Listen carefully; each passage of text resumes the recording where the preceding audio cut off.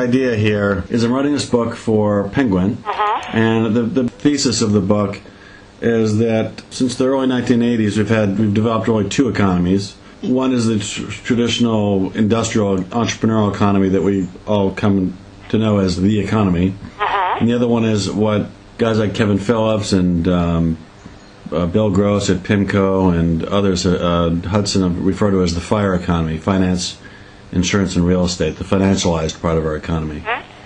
And basically what's going on is the financial economy is collapsing under its own weight, and what we're going to be stuck with is a very difficult process of trying to get our economy restructured around production and savings.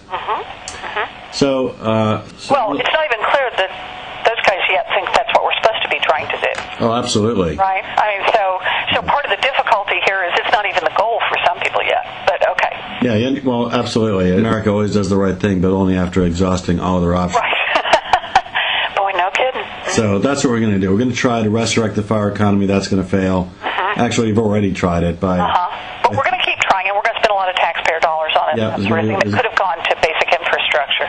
Exactly. That's right. So the book's pretty critical of the purely ideological basis for a lot of our industrial policy, which is basically to cede it to Wall Street and into the lending industry, and allow them to set policy for the United States economy. What I wanted to ask you and get your opinion on is you've done a lot of research on consumer credit, and had that great Frontline piece on the secret life of the credit card.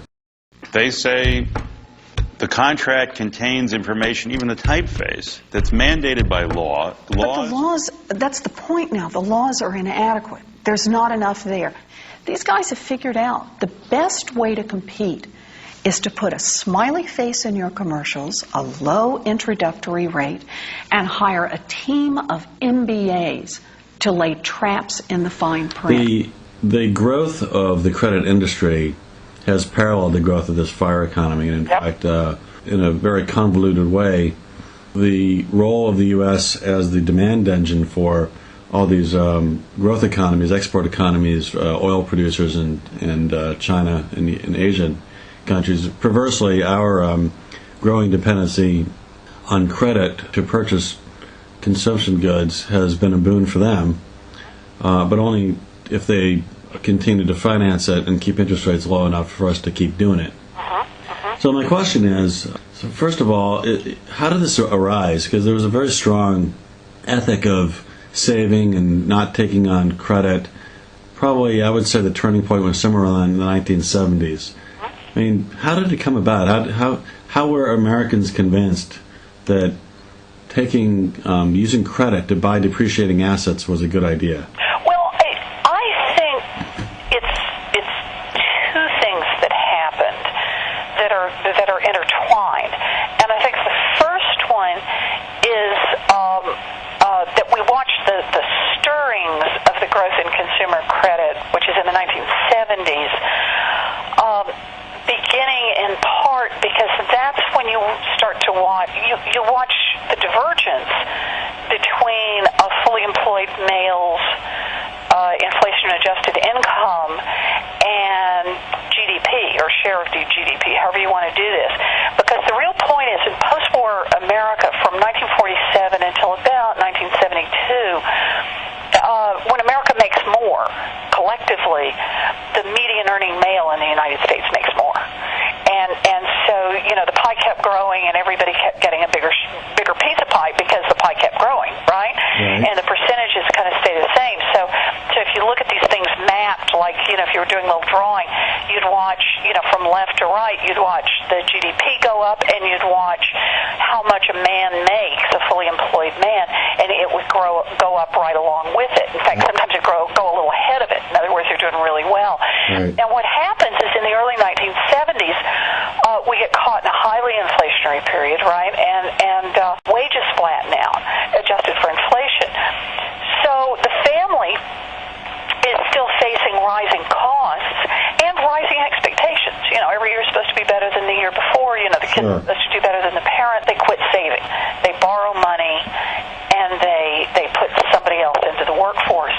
In other words, they try to do the things that could no longer be accomplished through wages. And so that kind of chugs along through the 70s. And then the United States Supreme Court effectively deregulates interest rates for credit cards.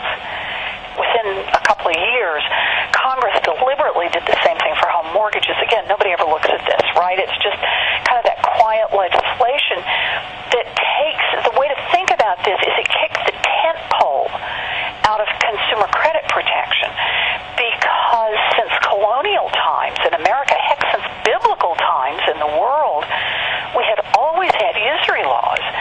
And in the space of 24 months, they're gone. What I think they sold is that the good, the caring, the loving, the responsible people borrow money. Mm-hmm. That's very interesting insight, because the analogy that I use in the book is the tobacco industry.